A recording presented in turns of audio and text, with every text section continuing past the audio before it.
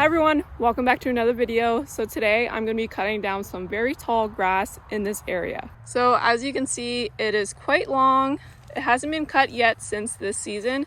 So I'll just give you a demonstration. It's pretty much at my knees here.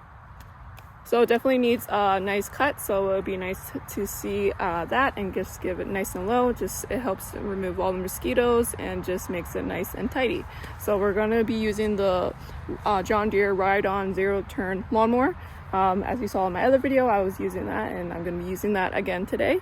So it should be quite good. I probably won't cut it as low just to start off, so I'll probably cut it at level 4 on the deck, or 3.5, just so it's not getting clogged up in the blades. And then maybe I'll lower the deck after, once it's been cut the first time. Just trying to reduce the height of the grass here. But yeah, so let's get started on this video and let's get cutting the grass.